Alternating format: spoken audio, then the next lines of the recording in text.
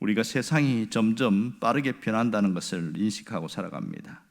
생활 양식도 변하고 직업도 변하고 환경도 변합니다. 심지어 우리가 예배드리는 모든 것까지도 변하고 있습니다.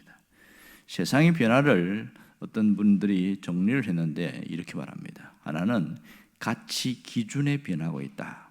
가치 기준이 달라지고 있다는 것이 문제고, 또 하나는 너무 빠르게 변하고, 그리고 세 번째는 방향이 없이 변한다는 거예요. 어디로 방향이 튈지 모른다. 이런 속에서 자신을 지키고 신앙을 지킨다는 것은 쉬운 일이 아닙니다. 오늘 본문에서는 거기에 대한 분명한 해답을 제시하고 있습니다. 19절에 보면 베드로가 마지막에 공회원들 앞에서 하는 말은 정말 놀랍습니다. 너희 말을 듣는 것이 하나님의 말씀을 듣는 것보다 옳은가 판단하라. 이게 어떻게 이런 말을 할 수 있는가? 그런 너무너무 좀 충격적이지요. 사실은 지금 공회원들이 한 70명과 그 다음 장로들과 다른 사람들이 서 있는 그 앞에서 이렇게 말한다는 것, 이거 보통 담력 아니면 할 수 없는 그런 일입니다. 지금 이 말이 무슨 말입니까? 지금 산헤드린 공회원들을 향하여 야단을 치는 말이잖아요. 책망하고 있고 비난하고 있고 질책하는 그런 말이란 말입니다. 이렇게 말했을 때 그 후폭풍, 뒷감당은 어떻게 하려고 이렇게 함부로 말하느냐 그런 거죠. 안 그래도 지금 이 사람에 대해서 베드로 요한에 대해서 죄목을 씌워서 어떻게 하든지 어떤 죄를 뒤집어 씌워서 뭔가 처벌하려고 하는 그런 상황이 있는데, 여기서 이렇게 말하면 공회원들이 분노가 일어나지 않겠어요? 가만히 있던 사람도 그렇게 사람을 위해서 이렇게 뒤집어 놓으면 견딜 수 없을 텐데 어떻게 이렇게 말하는지 상당히 충격적입니다. 20절에 보면 더 확실하게 이야기합니다. 우리가 보고 들은 것을 말하지 아니할 수 없다, 이렇게 말합니다. 지금 이게 무슨 뜻입니까? 지금 베드로가 내 목에 칼이 들어와도 내가 할 말은 한다, 이런 얘기잖아요. 그러니까 목숨을 걸고 이렇게 얘기하는 걸 할 수 있습니다. 그렇지 않으면 이럴 수가 없는 것이죠. 어디서 베드로가 이런 담대함과 용기가 나왔는가? 도대체 무엇을 근거로 이렇게 목숨까지 걸을 수 있었는가? 이것을 우리가 깊이 생각해 봐야 됩니다. 물론 베드로가 성령 충만해서 그렇다고 말할 수도 있지만, 오늘 본문 19절에 보면 그 해답이 나옵니다. 그게 맨 앞에 보면 하나님 앞에서 그렇게 말합니다. 베드로가 하나님 앞에서 이 얘기를 하고 있는데요, 지금 자신이 하나님 앞에 서 있다는 그런 신전의식이 있습니다. 지금 하나님 앞에 서 있는 자기 자신이기 때문에 내가 이렇게 담대하게 말할 수 있다. 그는 건물을 본 것이 아니고 사람을 보지 않았습니다. 하나님을 바라보았다는 것이죠. 그리고 자신이 지금 내가 하나님 앞에 서 있는 자라, 이런 확신을 갖고 있었습니다. 이것은 베드로가 하나님에 대한 재발견이 있었기 때문에 가능한 일입니다. 하나님에 대한 재발견이 대단히 중요합니다. 당시에 종교 지도자들이나 신앙을 가진 사람들은 하나님에 대해서 추상적이고 관념적이었어요. 그냥 지식적이었어요. 그런데 베드로가 체험한 하나님은 그런 하나님이 아닙니다. 오직 살아계신 하나님이었고 임마누엘의 하나님이었고 사랑의 하나님이었고 가까이 계신 하나님이었습니다. 그러니까 하나님을 체험하는데 내 삶 속에 역사하시는 하나님을 체험하게 되어졌고, 그것이 자기가 신앙의 재발견으로 나타납니다. 하나님에 대한 재발견은 자기 속에 있는 두려움과 걱정이 완전히 밀려나가게 만들었습니다.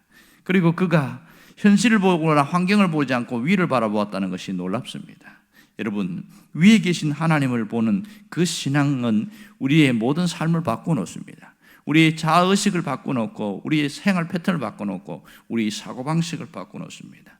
왜 두려워합니까? 현실을 보기 때문에 그렇습니다. 왜 주저앉습니까? 환경 때문에 그래요. 왜 자신을 합사하고 뒤로 물렀습니까? 자신을 바라보니까 그런 거죠. 우리가 정말 하나님에 대한 재발견이 날마다 일어난다면 우리 삶은 완전히 달라질 거라는 것이죠. 지금 우리가 살아가는 현실, 환경 속에 어떻게 이겨내고 있느냐는 거예요. 이 어떻게 살아가고 있느냐, 어떤 신앙을 갖고 있느냐, 이것이 대단히 중요합니다. 여러분, 처음부터 예수를 믿는다고 신앙이 갑자기 좋아지지 않습니다. 어떤 신비한 체험을 했고 강력한 능력을 체험해도 그것이 내 신앙으로 바뀔 때까지는 시간이 필요한 것이지요. 사실 죽었다가 살아난 사람도 엄청난 체험을 했는데도 그것이 신앙이 되기까지는 시간이 필요합니다. 그런데 시간이 간다고 되는 것이 아니라 뭔가 변화가 일어나야 되는데 극적인 변화가 있습니다. 자, 베드로를 한번 보십시오. 처음부터 위대한 믿음의 사람이 된 거 아닙니다. 그는 성격적으로 보면 다혈질의 소유자였고 비겁한 자였고 누가 말하는 겁쟁이였습니다. 그런 사람입니다. 정말 사람들 앞에서는 용기 있고 담대한 자처럼 했습니다. 그러나 정작 자신의 목숨의 위기가 올 때는 비겁한 자였습니다. 그걸 어디서 살 수 있지요? 예수님을 따라간 그 모습을 보면 상당히 거리를 두고 여차하면 도망가려고 그렇게 따라가다가 대제사장의 뜰까지 갑니다. 거기서 베드로를 알아보는 사람이 있는데 처음에는 부인했다 이렇게 말합니다. 난 아니다. 그러다가 저주하면서 부인했습니다. 3중 부인을 하고 있지요. 이런 베드로의 모습 보면 저 사람이 어떻게 예수 믿는 사람인가 이렇게 표현할 정도로 그렇게 나약하고 무능해 보입니다. 그러나 그가 달라졌습니다. 무엇을 통해서 달라졌습니까? 하나님에 대한 재발견이지요. 그 사건이 바로 안전뱅이가 일어나는 사건입니다. 이를 통해 예수님이 사자기 속에서 역사한다는 것을 알게 되어지고 하나님이 나를 어떻게 쓰신다는 것을 분명히 깨닫게 되었습니다. 놀라운 변화가 있었던 것이죠. 내가 하나님의 사람이라는 자의식이 생기게 되었고 하나님의 나를 통하여 역사하신다는 그 확신이 있었기 때문에 목숨도 걸 정도로 놀랍게 달라졌다는 것을 우리가 옆에 깊이 봐야 됩니다. 여러분, 하나님에 대한 재발견이 일어나는 사람은 신앙생활이 완전히 달라집니다. 그냥 종교생활을 하고 있지 않고 살아계신 하나님의 역사가 내 삶 속에서 나타나는 그런 삶으로 나타납니다. 힘이 들어도 어려워도 견디고 이기고 버텨냅니다. 그것은 자기가 성격이 좋아서가 아니에요. 그 안에 있는 신앙 때문입니다. 그 안에 살아 역사하시는 하나님, 가까이 계신 하나님, 움직이고 이끌어 주시는 그 하나님을 체험했기 때문에 나타나는 놀라운 겁니다. 하나님 앞에 서 있다는 그 자의식은 완전히 삶을 바꿔놓습니다. 하나님 앞에 서 있다는 분명한 신앙이 모든 것을 바꿔놓습니다. 어려워도 힘들어도 무슨 생각하는지 아세요? 하나님이 내 편이시다. 그것이 흔들림이 없는 겁니다. 그리고 하나님이 나의 보장이 되시고 하나님이 내가 하는 그 일이 하나님이 하시는 일이다. 그렇게 믿고 있거든요. 바울도 보면 이렇게 확실히 믿었던 것 같아요. 그 성경에 보면 그런 얘기가 나오잖아요.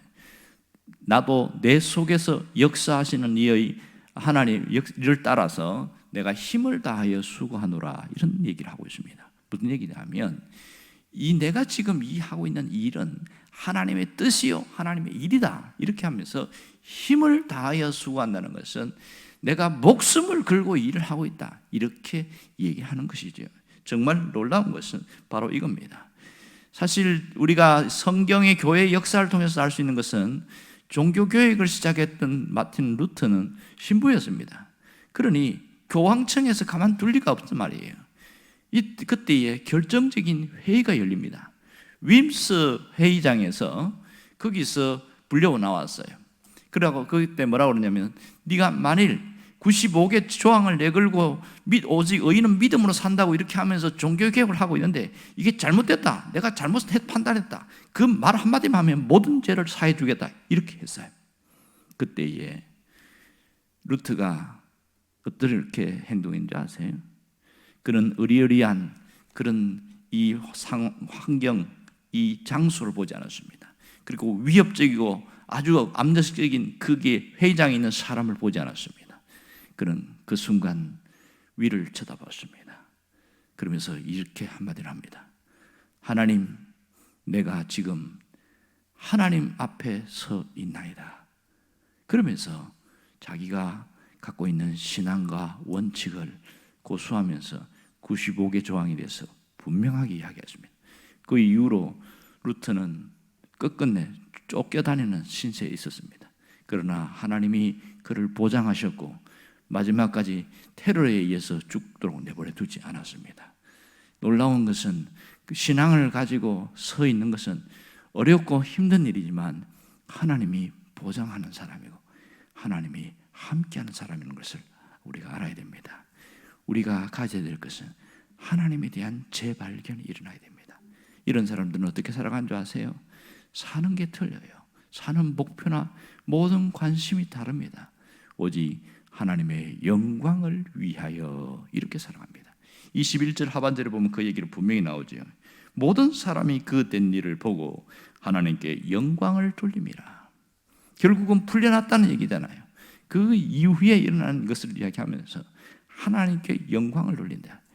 사나 죽으나 자기가 그 하나님의 영광을 위하여 살아간다는 것, 이것이 그의 삶의 목표입니다. 하나님이 나를 통하여 일하신다, 하나님이 나를 쓰신다고 믿는 사람은 하나님의 영광을 위하여 모든 것을 헌신할 준비가 되어 있습니다. 생명도 재산도 재능도 시간도 모든 것은 하나님을 위하여 드리는데 아깝지 않은 거예요. 하나님의 영광이 나타나는데, 내가 지금 이걸 사다가 수모를 당하는데도 하나님의 영광이 나타난다. 그럼 그거 견딜 수 있는 거예요. 내가 이 일을 하는데 하나님의 영광이 나타난다. 그러면 하나도 아깝지 않은 거예요. 마치 자기 갖고 있는 전 재산인 이 향유옥합을 깨트린 이 여인처럼 아깝지 않다는 거예요. 예수님도 그걸 아시고 내 장례를 위하여 준비한 여인이다, 그러면서 이것을 기념해라, 그렇게 할 정도로 놀라운 일이 일어났잖아요. 우리가 한평생 살면서 내가 무엇을 하든지 무엇을 갖고 있든지 하나님의 영광을 위하여 살아간다면 주님 앞에 가는 그날에 얼마나 기쁨이 있고 감동이 있겠어요. 주여, 내가 주의 영광을 위하여 살다가 지금 여기 왔나이다. 그럴 때에 아마도 천군 천사들이 나팔을 불고 우리를 환영할 겁니다. 우리가 이 땅에서 가장 가치 있고 보람 있게 살 수 있는 방법이 무엇입니까? 그것은 하나님의 영광을 위하여 살아가는 겁니다. 오늘 온전히 하나님에 대한 신앙의 재발견이 일어나게 될 때에 우리는 다시 한번 신앙이 새로워질 수 있고, 우리의 신앙의 목표가 하나님의 영광을 위하여 달려가는 그 신앙이 되어질 때에 우리의 삶은 새롭게 달라질 수 있습니다. 사람에 연연하지 않고 환경에 연연하지 않고 자기 자신의 옛날의 모습에 연연하지 않습니다. 다시 하나님의 사람 된 그 모습으로 하나님의 사람으로 살아가게 된다는 겁니다.